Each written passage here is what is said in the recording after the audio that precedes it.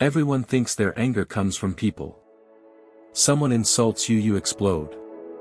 Someone disrespects you, you break.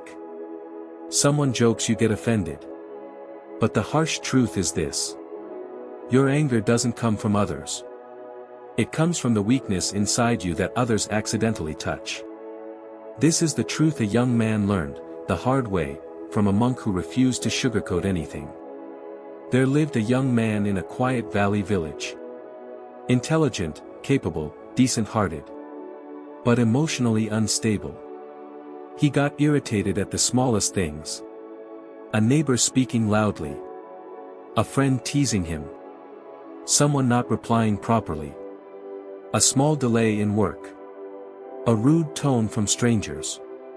His friends had seen him get angry at almost everything, and at some point, even they got tired.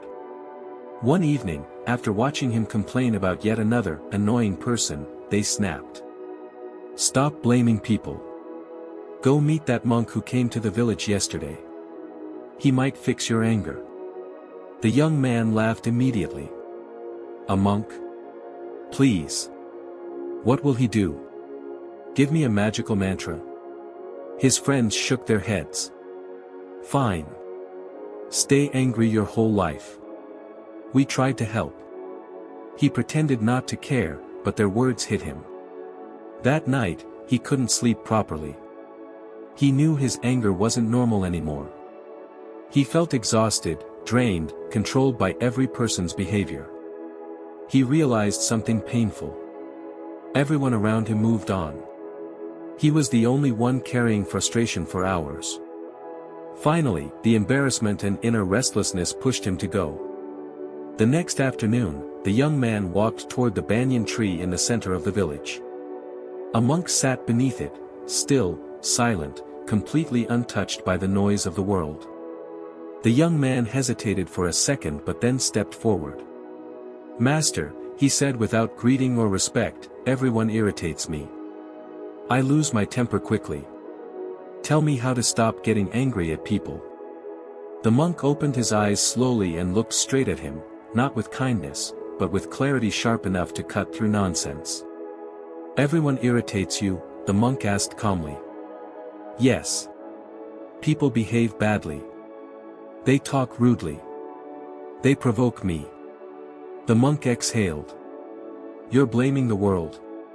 How convenient. The young man stiffened. The monk continued. You think people create your anger. They don't. They only reveal your lack of inner stability. It was harsh, but he couldn't deny it. The monk said.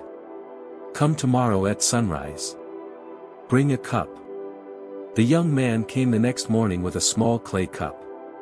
The monk pointed toward a muddy stream. Fill that cup with dirty water. He did.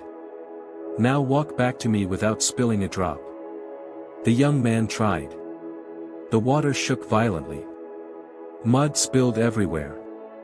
He grew irritated, then angry. This is impossible, he shouted. The monk didn't comfort him. He struck directly at the truth. Nothing is impossible. Your control is just pathetic. The young man stared, shocked. The monk continued. You can't even walk 20 steps without spilling dirty water. Yet you expect to walk through life, full of difficulties, egos, opinions, behaviors, without disturbing your mind. He fell silent. The monk stepped closer and said. Your mind is this cup. The dirty water is your emotions, untrained, messy, reactive. The world will always shake you.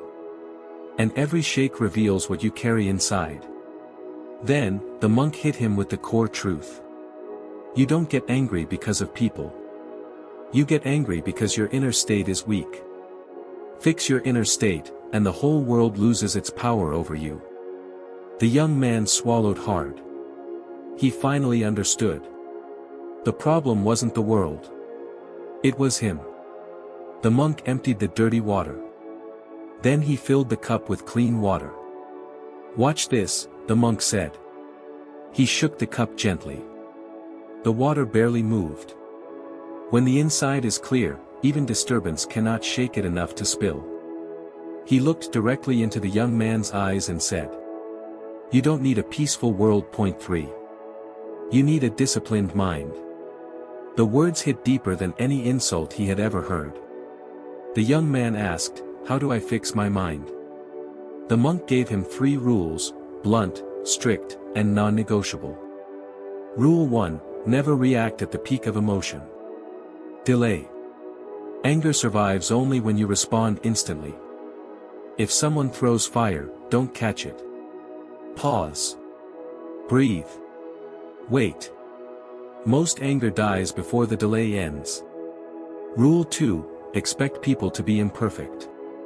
You get angry because you expect good behavior from everyone. That's naive. People will be rude, selfish, careless, emotional. That's their nature, not your problem. Rule 3, observe your anger like a scientist. Don't identify with irritation. Watch it like smoke rising inside you. If you observe without feeding it, it dissolves. These rules weren't spiritual nonsense. They were practical, brutal truths. The young man began practicing daily.